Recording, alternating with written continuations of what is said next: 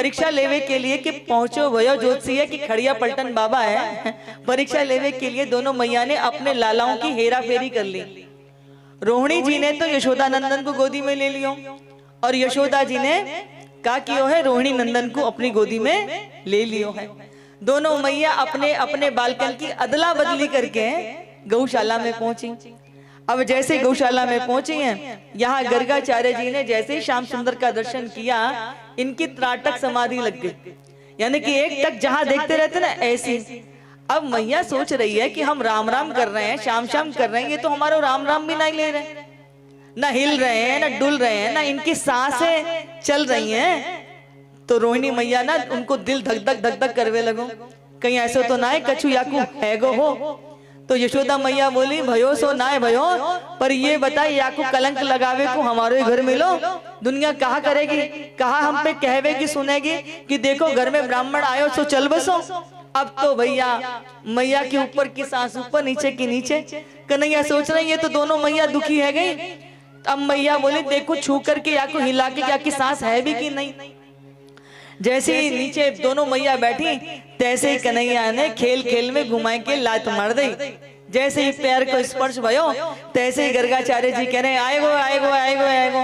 मैया बोली कहाँ आएगो, बोले नाम याद आएगो।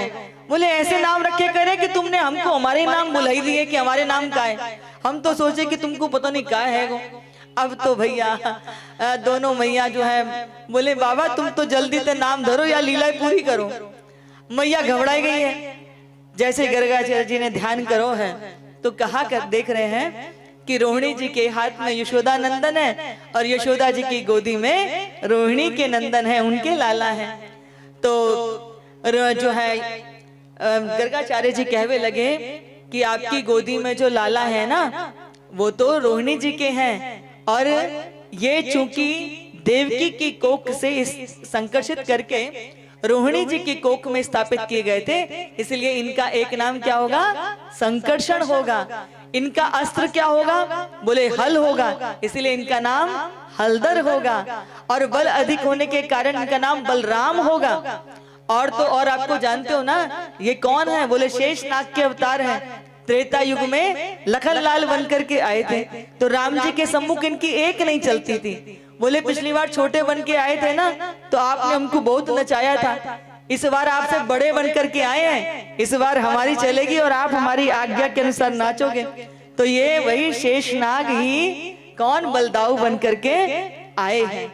और बोले ये जो आपकी गोदी में ना रोहिणी जी, ये तो यशोदा नंदन है, और ये तो युगों युगों में अवतार लेते हैं। कभी नील वर्ण में अवतार लेते हैं, कभी श्वेत वर्ण में अवतार लेते हैं, कभी पीत वर्ण में अवतार लेते हैं। इस बार ये नील वर्ण में आए हैं, सबके चित्तों को जो आकर्षित कर ले ऐसे इनका नाम कृष्ण होगा। मैया ने खूब दक्षिणा दी। मैया कह रही है ये तो खड़िया पलटन बाबा ने पहुंचे हुए जोशी हैं, इन्होंने तो हमारी चोरी पकड़ ली कि हमने कैसे दोनों बालकन की अदला बदली कर ली। अब मैया ने खूब श्रद्धा से प्रणाम करो, दक्षिणा देकर के उनको प्रेम से विदा कियो है।